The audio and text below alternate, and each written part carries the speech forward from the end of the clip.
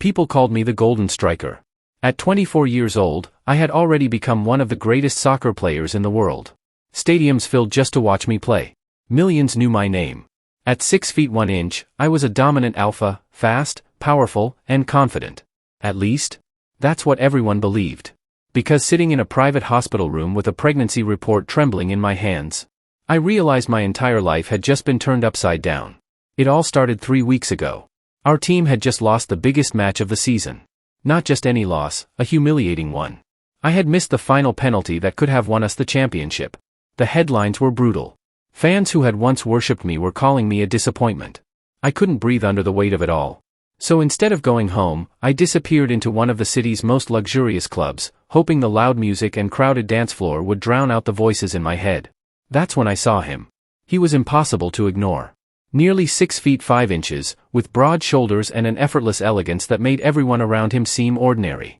He wasn't loud or attention-seeking, yet every person in the room unconsciously made space for him. His piercing gray eyes found mine almost instantly. For a moment, the entire club seemed to disappear. He walked over with an unreadable smile. I didn't expect to meet Luca Bennett here. I frowned. You know who I am? He chuckled softly. The world knows who you are. Then he offered his hand. I'm Adrian. Just Adrian. No surname. No explanation. Normally, I would have ended the conversation there. Instead, I found myself asking him to sit. We talked for hours. Surprisingly, he didn't mention the match again after those first few words. Instead, we spoke about traveling, pressure, dreams, and how lonely success could become. There was something strangely comforting about him. He never pitied me. He never praised me. He simply understood. By the time we left the club, it felt as though we'd known each other for years. One conversation led to another, and before I realized it, I was standing inside his hotel suite. It made no sense. I'd never been attracted to alpha men. If I ever dated someone, it had always been an omega or occasionally a beta. Never an alpha. Never. Yet Adrian's presence unraveled every certainty I'd ever had. Around him, I didn't feel challenged. I felt safe. For the first time in my life, letting my guard down didn't feel like weakness. It felt natural. The next morning, I quietly left before sunrise. I told myself it had been nothing more than one unforgettable mistake. Our paths would never cross again. Or so I believed. Days turned into weeks. Yet Adrian kept finding his way back into my thoughts. Sometimes during training, I'd suddenly remember his smile and lose my focus. Sometimes while signing autographs, I'd catch myself wondering what he was doing. More than once, I caught my reflection blushing over memories I couldn't explain. It was ridiculous. I barely knew the man. Eventually, the league schedule became hectic enough to push those thoughts aside. Until my body began changing. At first, it was small things. Food I loved suddenly made me nauseous. The smell of coffee nearly sent me running to the bathroom. Training sessions that used to feel effortless left me exhausted. I couldn't finish my workouts. I was constantly tired. When the nausea refused to go away, I reluctantly visited a private medical specialist. Several blood tests. A physical examination. A scan. Nearly an hour later, the doctor returned with a look I couldn't understand. He placed a file in front of me. Mr. Bennett? I'm afraid the results are quite extraordinary. What is it? The doctor took a slow breath. You're pregnant. I stared at him. Then laughed. That's impossible. I'm afraid it isn't. I'm an alpha. I snapped, shooting to my feet. Alphas don't get pregnant. The doctor calmly slid the laboratory reports toward me. We repeated every examination to rule out an error. My eyes scanned the page. Positive. Confirmed. Pregnancy. My heartbeat thundered in my ears. No. This has to be someone else's report. It isn't. The doctor quietly reviewed my recent medical history. When was your last intimate encounter? I counted backward. 3 weeks. Exactly. The memories flooded back all at once. The club. The hotel. Adrian. It was him, I whispered. The doctor looked up. Him. I nodded slowly. There was only one person. The doctor folded his hands together. If these dates are accurate, then the father possesses a very rare genetic lineage. What do you mean? He hesitated before answering. He isn't simply an alpha. My stomach tightened. He is most likely an enigma. The word alone sent chills through me. The legendary bloodline. Stronger than ordinary alphas. So rare that most people believed they existed only in old medical records. The doctor spoke again. You need to contact him immediately. My expression fell. I can't. You don't have his phone number? I shook my head. His surname? No. His address? No. The doctor's brows knitted together. What exactly do you know about this man? I looked down at the report in my shaking hands. Nothing. I knew absolutely nothing. Not where he lived. Not what he did. Not even if Adrian was his real name. After everything we'd shared, the only thing I had left of him was a single name. I couldn't think. I couldn't breathe. I couldn't even convince myself that what I had just heard was real. Pregnant. The word echoed inside my head like a nightmare I couldn't wake up from. I was an alpha. One of the strongest alpha athletes in the world. How could I possibly be carrying a child? And an enigma. The doctor had said only an enigma could make someone like me pregnant. I stared at the medical report until the words blurred through my tears. Maybe if I looked long enough, the results would somehow change. Maybe the doctors had made a mistake. Maybe this was all just some cruel joke. But no matter how many times they repeated the tests, the answer remained the same. I was pregnant. I left the hospital in a daze. For 3 days, I locked myself inside my penthouse. I ignored every phone call from my coach. Every message from my teammates. Every email from my sponsors. I couldn't tell anyone. How was I supposed to? Hey, remember me? The alpha striker who has been on the cover of every sports magazine? Well, I'm pregnant. It sounded insane. I hadn't even figured out how to accept it myself. Then, on the 4th morning, my privacy was stolen from me. My phone wouldn't stop ringing. Dozens of missed calls quickly became hundreds. News notifications flooded my screen faster than I could dismiss them. Confused, I opened one. My heart nearly stopped. Breaking news. World's greatest alpha striker, Luca Bennett, confirmed pregnant. My hands began to shake. No. I turned on the television. Every news channel was covering the same story. Someone from the hospital had leaked my confidential medical records. The report that was supposed to remain between me and my doctor had become public property. Within hours, the entire world knew. Outside my apartment, reporters fought for the best camera angle. Helicopters circled overhead. Fans gathered behind police barricades. Sports analysts stopped talking about football altogether. This was the only story anyone cared about. The internet exploded. I can't believe this is real. How can an alpha even get pregnant? He just destroyed his career. I never expected Luca to be so reckless. Thousands of fans cried online. Some joked that both girls and boys around the world had just had their hearts broken because the most desired alpha on the planet was going to become a parent. Others mocked me. Others defended me. But eventually, everyone became obsessed with the same question. Who is the father? The theories spread like wildfire. If an alpha can only become pregnant through an enigma, then the father can't be an ordinary alpha. Which enigma is powerful enough to make Luca Bennett carry his child? Internet detectives began searching for every man I had ever been photographed with. Old interviews resurfaced. Airport security footage was analyzed. Hotel guest lists somehow found their way online. Every mysterious man standing within 10 feet of me suddenly became a suspect. The entire world was hunting for Adrian, without even knowing his name. As terrifying as all of that was, it wasn't what broke me. The people who broke me were my parents. They arrived at my house before sunset. Neither of them hugged me. Neither asked how I was feeling. Neither even looked worried. My father threw a newspaper across the table. It landed right in front of me. My own face stared back from the front page. You've embarrassed this family enough. His voice was cold. Colder than I had ever heard it. You've become a national disgrace. I lowered my head. I'm sorry. Sorry, he laughed bitterly. You expect sorry to fix this? My mother's expression was even harsher. I spent years raising the perfect alpha. She looked at me as though I disgusted her. And this is what you become? I couldn't answer. Every word lodged itself deeper into my chest. Then my father said something I would never forget. Get rid of the baby. I froze. What? You heard me. His voice never changed. End this pregnancy. It's the only way to save what's left of your reputation. Before I could even respond, my mother spoke. And after that, she looked straight into my eyes.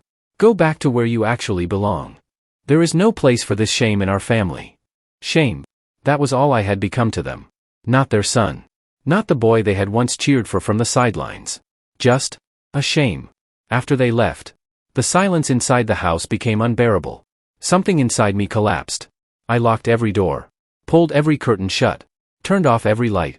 I stopped answering my phone. I stopped reading the news. I stopped looking outside. The world could keep searching for the mysterious enigma. They could invent 1,000 theories. I didn't care anymore. The only people I allowed through my front door were the 4 caretakers who had stayed with me since childhood. They had watched me grow up. They had celebrated every trophy with me. Now, they quietly made sure I ate, reminded me to take my medication, and sat beside me whenever the nightmares became too much. Everyone else was kept outside. The world's greatest striker had disappeared. Not because of the reporters. Not because of the scandal. But because the people who were supposed to love me the most had made me feel like I no longer had a home. 4 days. For 4 endless days, I lived like a ghost inside my own home. The curtains stayed shut. The lights remained off. My phone had long since died, and I never bothered charging it. On the 4th afternoon, there was a soft knock on my bedroom door. "Young master." Rebecca's gentle voice came from the other side. She had been with my family since I was 6 years old. She was more than a caretaker to me. She was family. "Come in." She slowly opened the door, her eyes immediately filling with concern when she saw my exhausted state. "There is someone downstairs asking to meet you." "I'm not meeting anyone." "I know. I already told him that." She hesitated for a moment before speaking again. "But he said, if you refused, he only wanted me to tell you his name." I closed my eyes, too drained to care. "Who?" Rebecca looked at me carefully. "Adrian." The name hit me like a lightning strike. Every painful memory came crashing back at once. The hospital. The pregnancy. The media. My parents. Everything. The sadness inside me instantly turned into blinding rage. I slowly lifted my head. For the first time in days, there was life in my eyes. Only, it was anger. "Bring him here." Rebecca looked uncertain. "Young master, perhaps you should," I said. My voice came out frighteningly calm. "Bring him to my room." She sighed softly before leaving. A minute later, there was another knock. Without waiting for an answer, the door opened. Adrian stepped inside. He looked exactly as I remembered. 6'5". Broad shoulders. Calm eyes. As if the world itself couldn't shake him. The moment he entered, I walked past him. And locked the bedroom door. The metallic click echoed through the room. Adrian turned toward me. "Luca." I didn't let him finish. My fist slammed into his jaw. The force sent him stumbling backward. Before he could regain his balance, I shoved him hard against the wall. Another punch. Another. Another. "You bastard." Every hit carried every sleepless night. Every tear. Every ounce of humiliation I'd endured. Adrian never threw a single punch back. He simply raised his arms, protecting his head while taking every blow. "Luca. Calm down." "Calm down?" I shouted. "You seriously have the nerve to tell me to calm down?" I grabbed the front of his shirt with both hands, pulling him toward me until our faces were inches apart. His collar wrinkled in my fists. My entire body shook with rage. "Tell me? How am I supposed to calm down? My career is over. The whole world is laughing at me. I can't even step outside my own house. My parents." My voice broke. "They looked me in the eyes. And told me to get rid of my baby.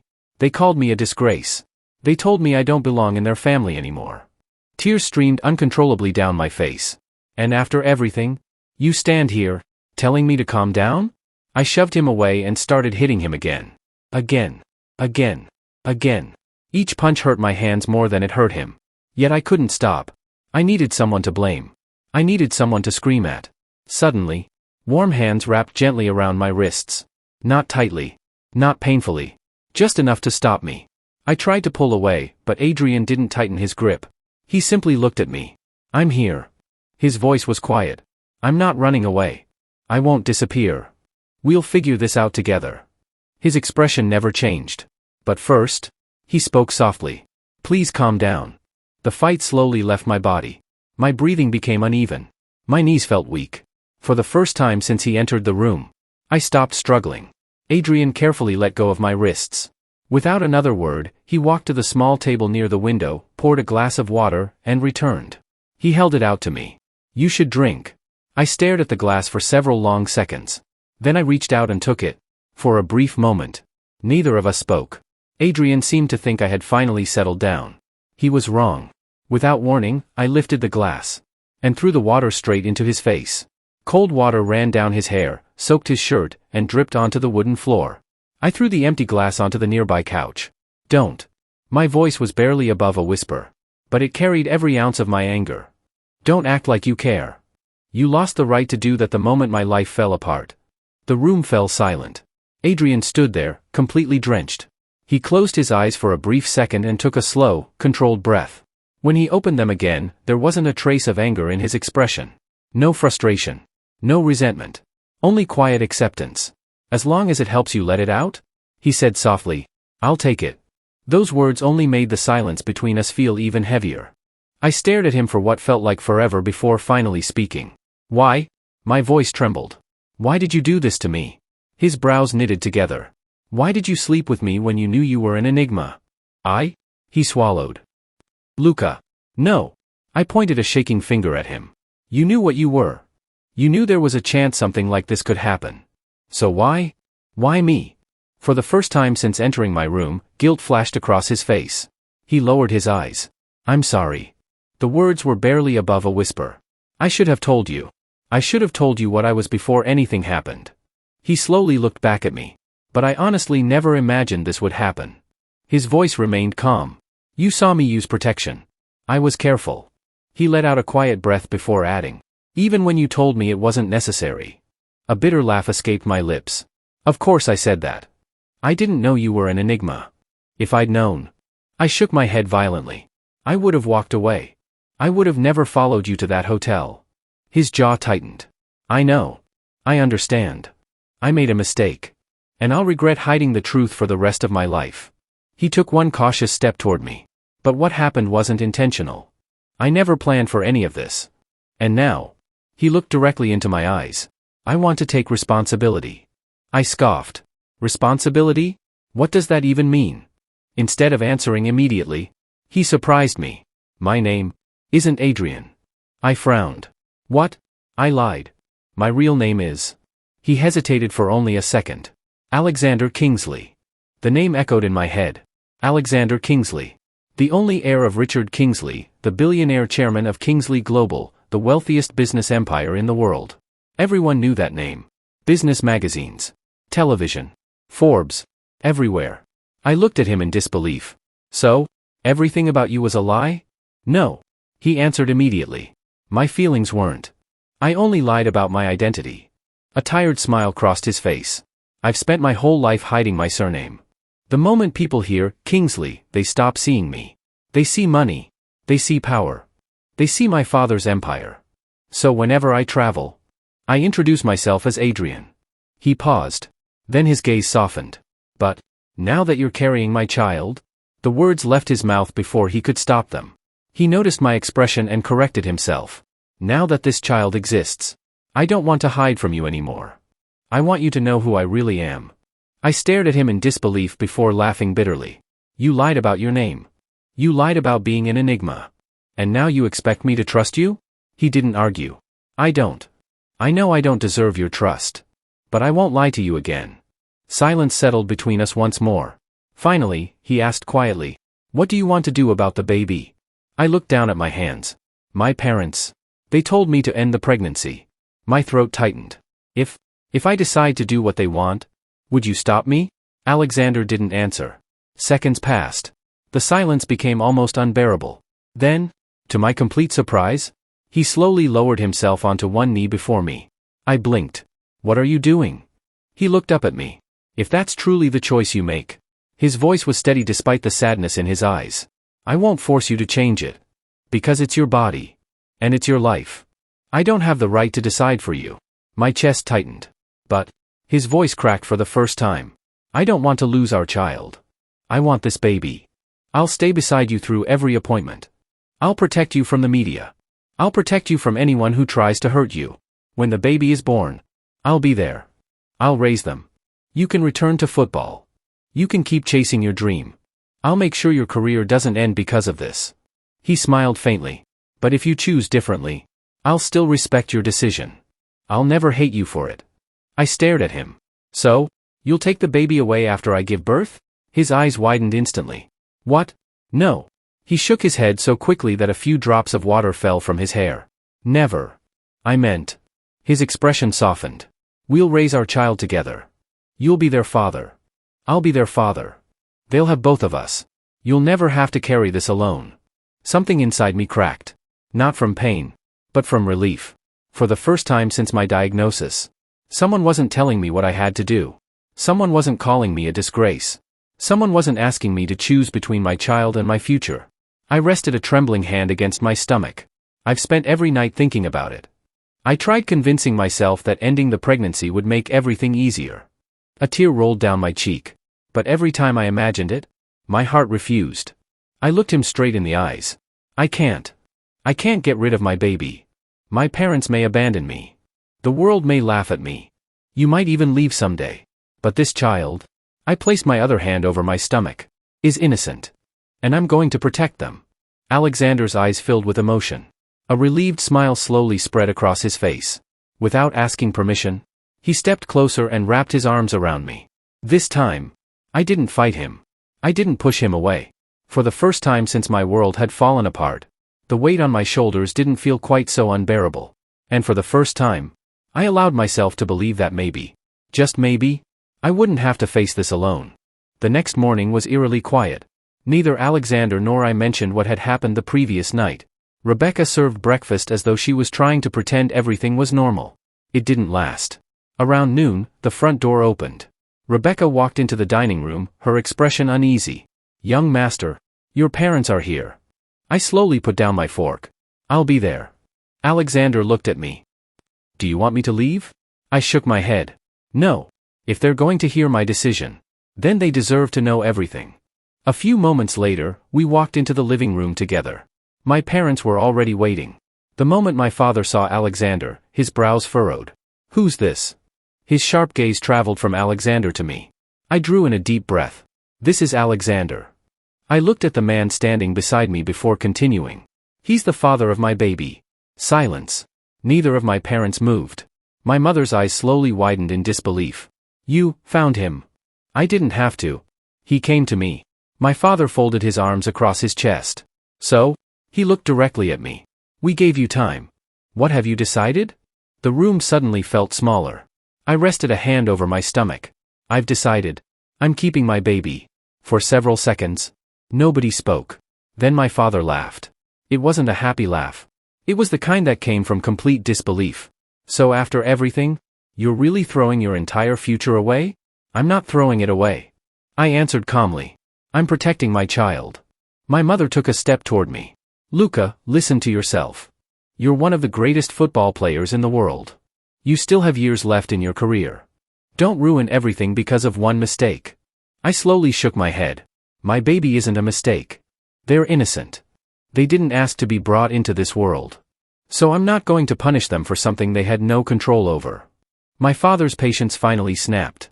"You've become completely unreasonable." He pointed at Alexander. "And you, whoever you are, if you had even a shred of decency, you would have convinced him to end this pregnancy instead of standing here encouraging this madness." Before Alexander could answer, I spoke first. He didn't. Both of them looked at me. He told me the decision was mine. He said he'd accept whatever I chose. But a small smile appeared on my face. "I chose my baby." Those words seemed to push my father over the edge. He stormed toward me, his hand lifting into the air. "You stubborn." Before his hand could reach me, Alexander stepped between us. His fingers caught my father's wrist effortlessly. His expression remained calm, but his voice had lost every trace of warmth. "Don't."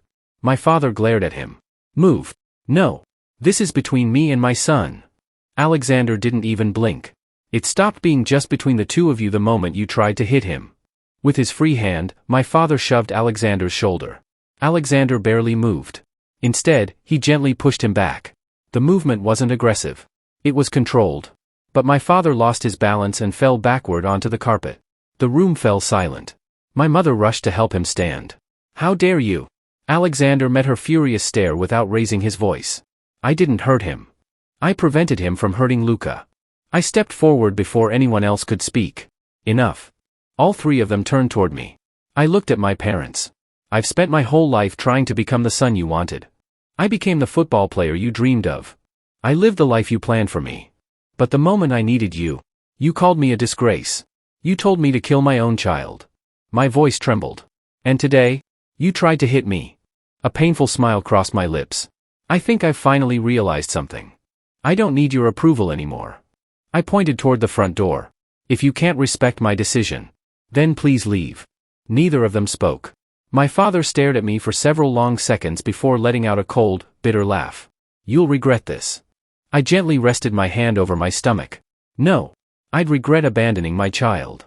Without another word, my parents turned and walked out. The front door slammed shut behind them. Silence filled the mansion. Alexander remained beside me until I finally sat down. Only then did he speak. They won't stop. I knew he was right. The reporters know where you live. Your parents know where you live. Every hospital visit will become a nightmare. He hesitated before continuing. I have a private estate. It isn't listed publicly. The security there is trusted. No reporters. No photographers. No strangers. You'll finally have peace. I immediately shook my head. I don't want to owe you anything. You won't. He answered without hesitation. I'm not asking you to forgive me. I'm not asking you to trust me. I'm only asking you to let me keep you safe. You? He glanced toward my stomach. And our baby. I remained silent. Part of me wanted to refuse. Another part, the exhausted part, knew I couldn't keep living like this. After a long silence, I finally nodded. Okay. I'll come. A genuine smile appeared on Alexander's face for the first time. You won't regret it. Rebecca immediately stepped forward. I'm coming too. I looked at her. You don't have to. She smiled warmly. I've been looking after you since you were a little boy. I'm certainly not stopping now. The next morning, before sunrise, we quietly left the city. Almost 4 hours later, our car slowed before a pair of enormous black iron gates. After several security checks, the gates slowly opened. I couldn't even speak. The estate stretched farther than my eyes could see. Rolling green hills. Private forests. Beautiful lakes reflecting the morning sky. Gardens that looked like they belonged to a palace. The main residence stood proudly in the center, built from white stone with towering pillars and massive glass windows. Several smaller villas surrounded it. Private security officers patrolled every entrance. There was even a fully equipped medical center inside the estate. Rebecca covered her mouth.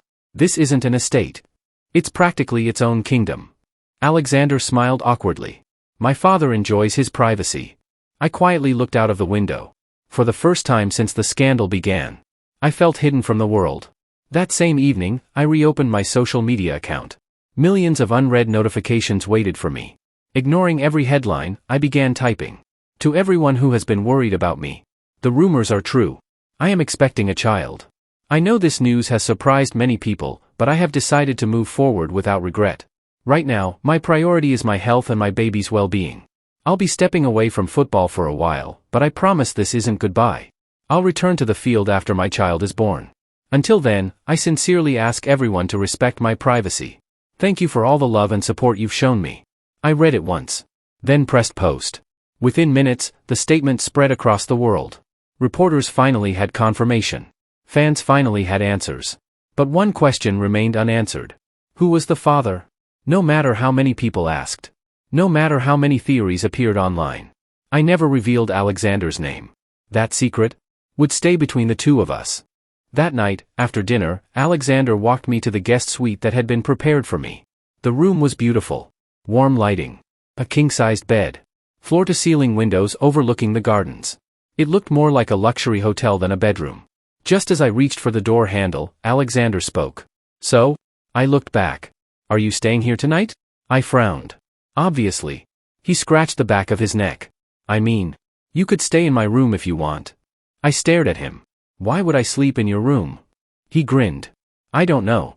Maybe because we're about to become parents. He shrugged playfully. We made a whole baby together. But you can't even spend one night in the same room as me? My eye twitched. Before I could stop myself. Smack. My hand landed hard against his shoulder. Ow. Alexander instantly grabbed his shoulder. That actually hurt.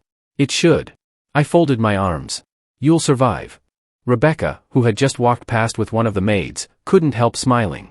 Alexander looked at me with exaggerated betrayal. I was only asking. And I gave you my answer. Very violently. Good. You deserved it. He laughed under his breath before stepping back. Sleep well, Luca. Good night. I closed the door behind me. The room became silent. Too silent. I changed into comfortable clothes and climbed into bed. Then I waited. And waited. Sleep never came. I turned over. Flipped my pillow. Changed positions at least 20 times. Nothing helped. The room felt strange. Unfamiliar. Empty. I frowned at the ceiling. Maybe I should have just stayed in his room. The thought slipped into my head before I could stop it. What? I immediately slapped my own forehead. What am I even thinking? Why would I sleep with him? I'm only carrying his baby. I'm only living here because this place is safe. The moment this baby is born, I'm leaving. I'll return to football. I'll return to my own life. I'm not getting attached to him. I repeated those words to myself until exhaustion finally won. The following morning, Alexander insisted on showing me around the estate. Calling it an estate almost felt insulting. It was more like a private kingdom. There were endless gardens, horse stables, a private lake, several guest villas, an indoor sports complex, a medical center, and even a full-sized football pitch. You seriously have your own stadium? Alexander laughed. My father thought it would be useful. Billionaires are weird. I've heard that before. Before either of us could continue, several luxury cars pulled into the circular driveway. Alexander glanced toward them. My parents. A distinguished couple stepped out. His father carried the quiet authority of someone used to leading an empire. His mother, Evelyn Kingsley, wore an elegant smile that immediately put people at ease. She walked straight toward me. You must be Luca. Her smile was warm. I'm sorry we couldn't meet under happier circumstances. She gently squeezed my hand. I hope you're settling in well. I am. She smiled before leading all of us into one of the sitting rooms. There are a few things we should discuss. I nodded. She exchanged a brief look with her husband before speaking again. First, I want you to know that we'll respect whatever decision you make regarding your privacy. I remained silent. She continued carefully. Alexander's marriage has been expected for quite some time. I blinked. Marriage? She nodded. It was arranged years ago between our family and one of our closest friends. The young woman is Sophia Loren. I had heard that surname before. The Loren family owned one of the largest luxury fashion groups in Europe.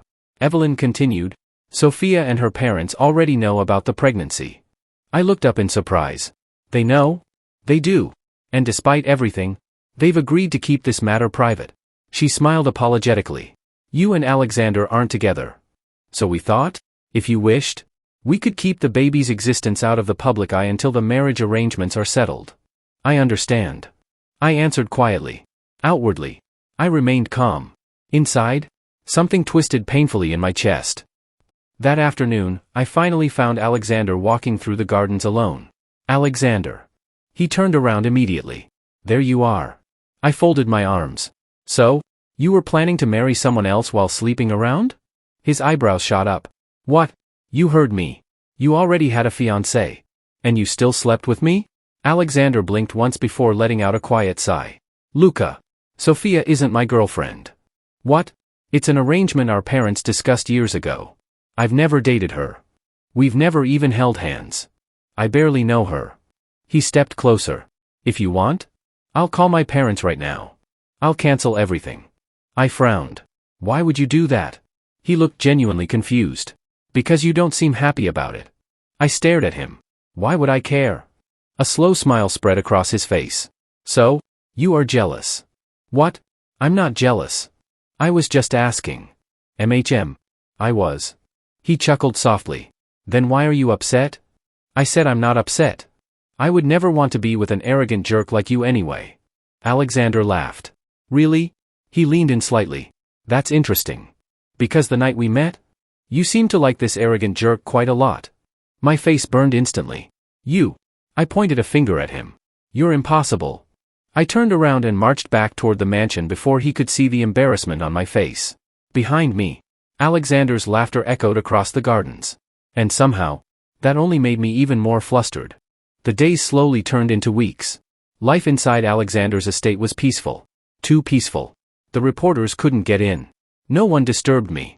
Rebecca and the other staff took wonderful care of me. Alexander made sure the doctors visited regularly and that I never missed a single checkup. Everything was perfect. Yet, I had never felt so miserable.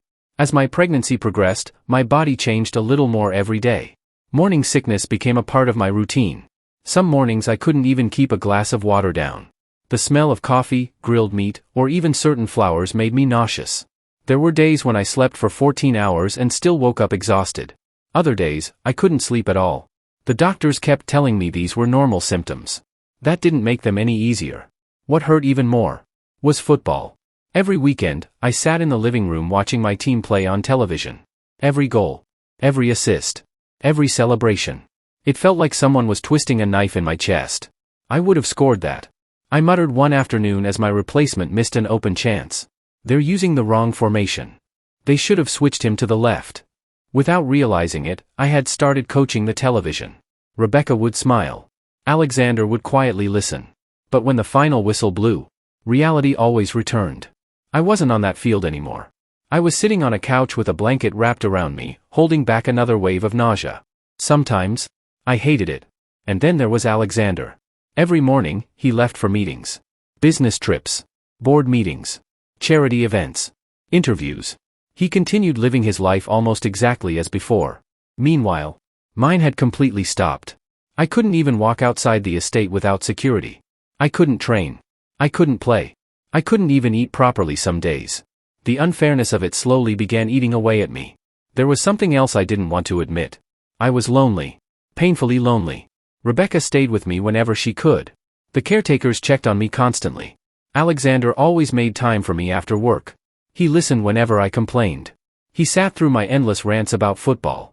Sometimes he would read to me. Sometimes we'd simply sit in silence. But it still wasn't enough. The moment he left the room, the loneliness came back. I hated it. Mostly because I couldn't explain it.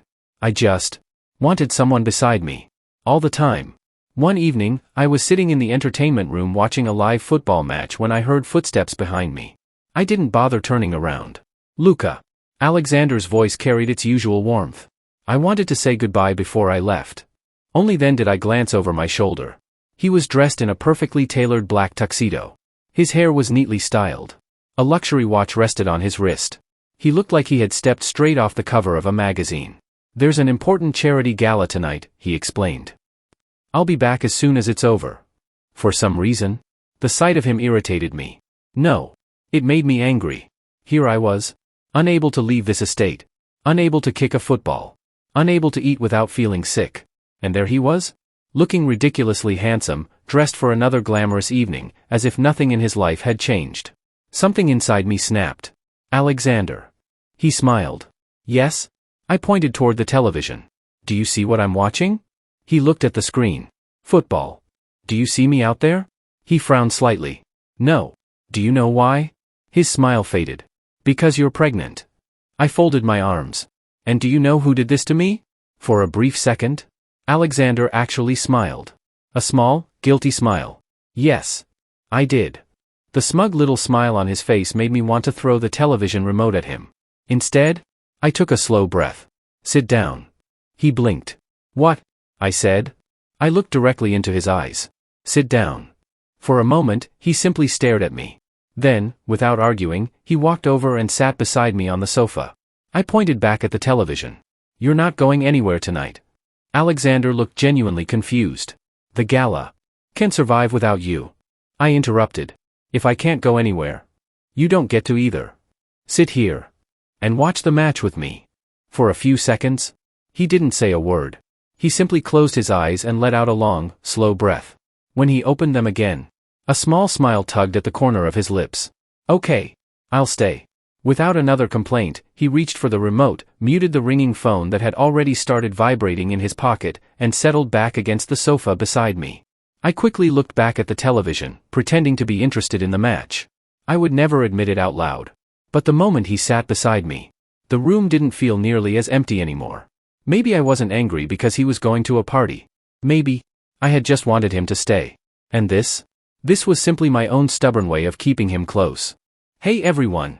This version has been edited to comply with YouTube's community guidelines. If you'd like to experience the full, uncensored, and uncut version of the story, please check out my Patreon. You can either scan the QR code on the screen or use the Patreon link in my profile to visit my page. That evening, the football match ended long after the sun had disappeared. The television was still on, but neither of us was paying attention anymore. The room was quiet. Comfortably quiet. Alexander stood up to stretch before walking back toward the sofa. Without saying a word, he sat down beside me. Then, very carefully, he wrapped one arm around my shoulders. This time, I didn't move away. Instead, almost instinctively, I leaned into him. My head rested against his chest as though it had always belonged there. The steady rhythm of his heartbeat filled the silence. For the first time in months, my mind felt calm. Neither of us spoke. We simply stayed like that for what felt like forever. After a while, I felt his fingers gently running through my hair. Slow, careful, almost afraid he'd scare me away. His voice was barely a whisper. So, you really want me close, don't you? I kept my eyes closed. I didn't answer. Not because the answer was no. Because I wasn't ready to admit it. Alexander smiled softly. I'll take your silence as a yes.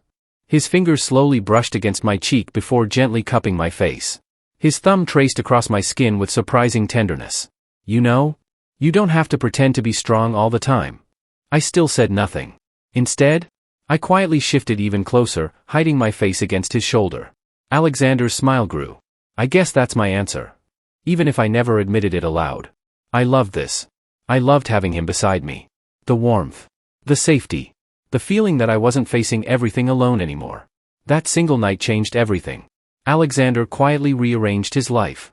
Meetings that weren't important were cancelled. Business trips were handed over to his executives. Charity events were attended by his vice president instead. If something absolutely required his presence, he went. Otherwise, he stayed with me. Every single day. He ate breakfast with me. He watched football with me. He listened to me complain about missing training. He stayed awake whenever morning sickness kept me from sleeping.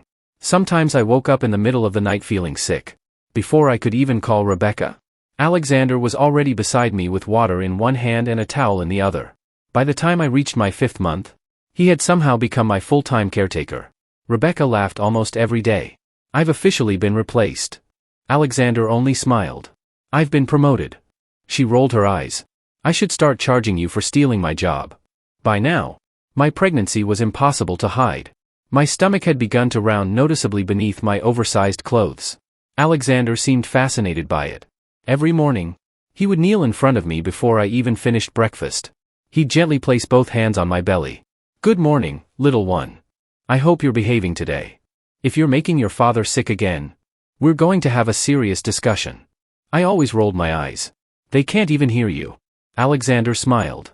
I know. But I like talking to our baby. Sometimes he'd tell the baby about his meetings. Sometimes about football. Sometimes he'd simply tell them how excited he was to finally meet them. I always pretended I wasn't listening. In reality, those little conversations slowly became my favorite part of every day. One afternoon, while we were drinking tea in the garden, a house help approached us. Young master, Miss Sophie Laurent has arrived. Alexander froze.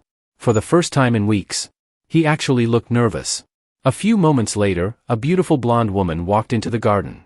Elegant, confident, graceful. Alexander stood up immediately. Luca. He hesitated. This is Sophie Laurent. He looked toward her. Sophie, this is Luca. She smiled politely before offering her hand. It's nice to finally meet you. I returned the smile and shook her hand. You too. At first, everything remained pleasant. She spoke politely, asked about my health, complimented the estate. Then her eyes slowly drifted toward my stomach. A faint smile crossed her lips. So, I suppose this pregnancy has complicated everyone's plans. I stayed silent. She continued casually. I just hope everything remains private. It would be unfortunate if unnecessary rumors damaged both families. The words sounded polite, but the meaning behind them wasn't. She was reminding me that I didn't belong here. That she did. The smile remained on my face. But inside, my chest burned. That night, after Sophie left, I found Alexander sitting alone on one of the balconies. He looked up as I approached. You couldn't sleep? I ignored the question. I don't like her. Alexander sighed softly. I know. I frowned. You know? He nodded. Because I don't like her either. I looked at him. Then why are you still letting everyone push this marriage? He leaned back in his chair. My parents. The board. Our investors. Everyone believes marrying Sophie is the best decision for the company. He laughed bitterly. Now even Sophie has started asking when we're announcing the engagement. Silence settled between us.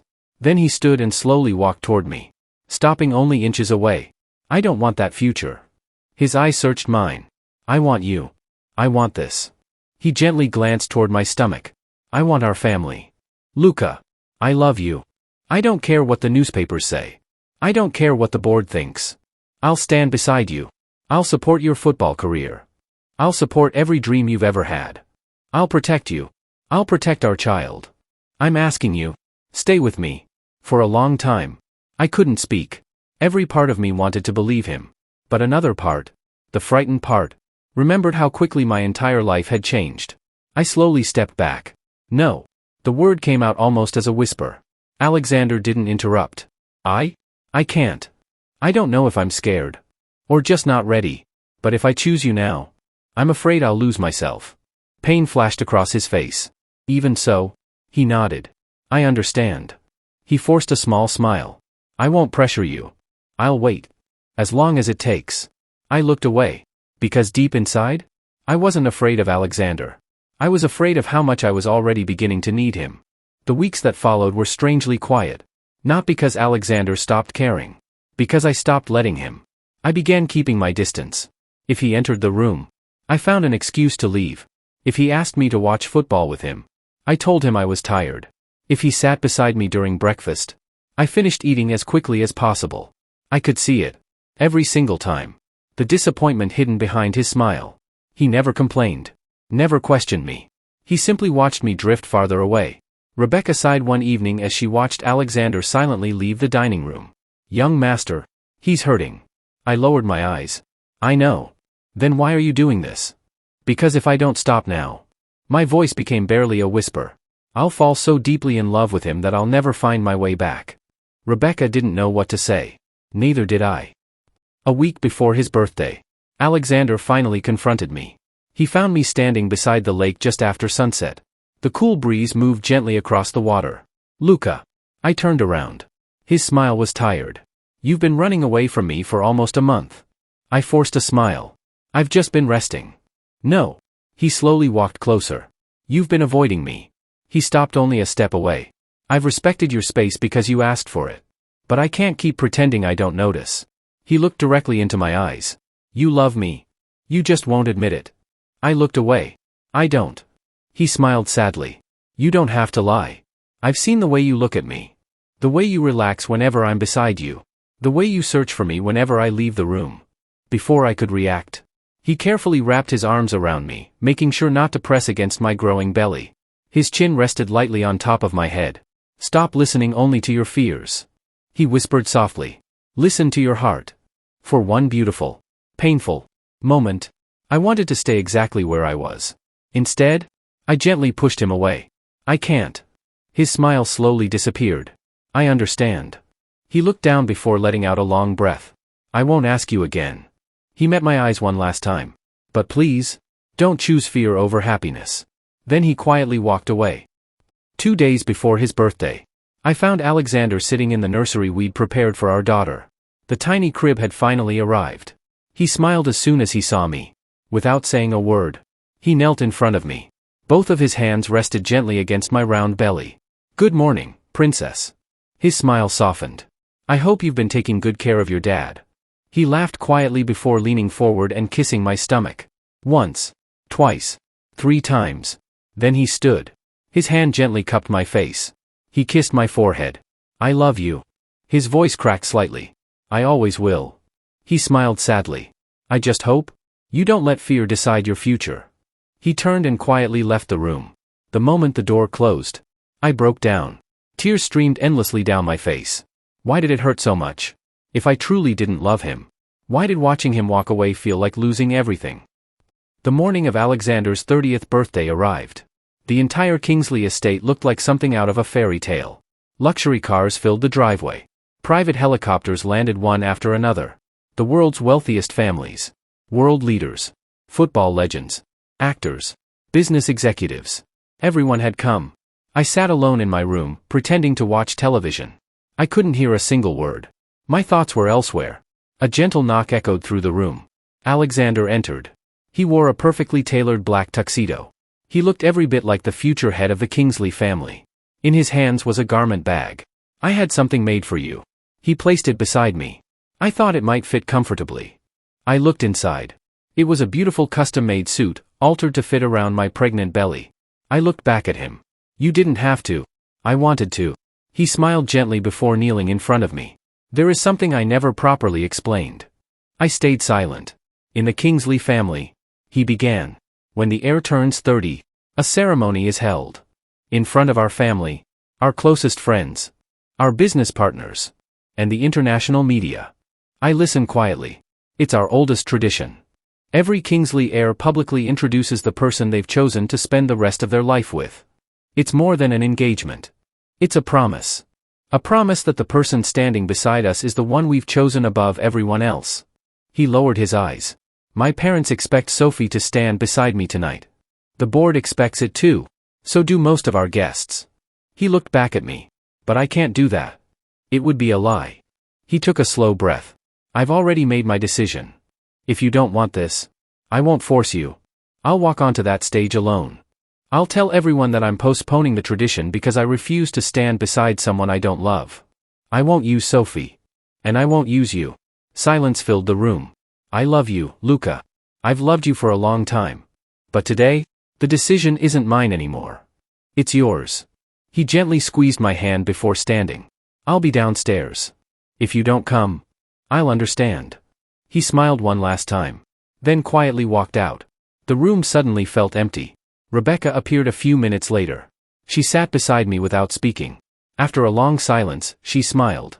He's been waiting outside your room for almost every morning these past few weeks. I looked at her. He didn't want you waking up alone. She laughed softly through teary eyes. He canceled meetings. Ignored billion-dollar deals.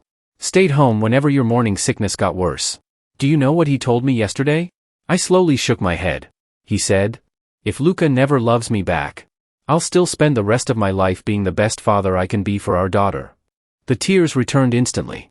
At that moment, I realized something. I wasn't afraid of Alexander. I was afraid of how completely he had become my home. I quickly stood.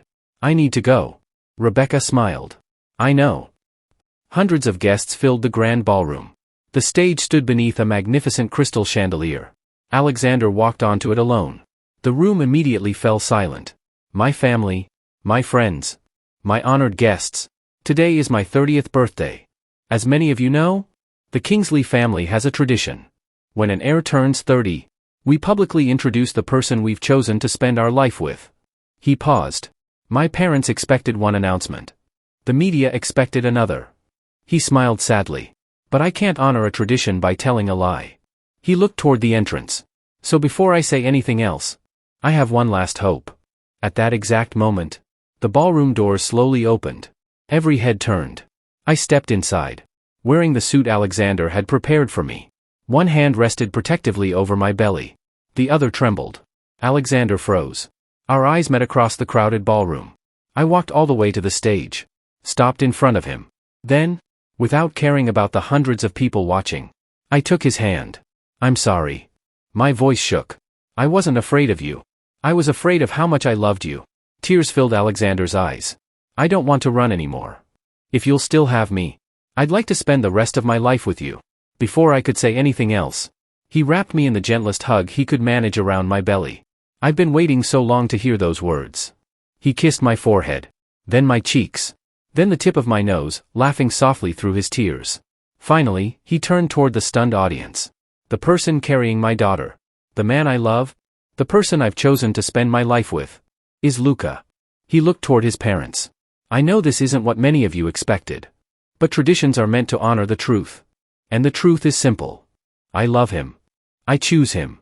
And if I have to choose between the expectations of the world, or the family we've already begun building, I'll choose them. He looked back at me. Every single time. The ballroom remained silent for one heartbeat. Then applause erupted from every corner of the room. That night, for the first time, I walked into Alexander's bedroom not as a guest, but as the man standing beside him. As we lay together beneath the quiet glow of the bedside lamp, Alexander gently kissed my forehead again. I used to dream about this. He smiled. About coming home and finding you beside me. I intertwined my fingers with his. Outside, the celebration slowly faded into the night. Inside, for the first time since one unexpected night had changed both our lives, we weren't thinking about the past anymore. We were quietly dreaming about the future. One that belonged to the three of us.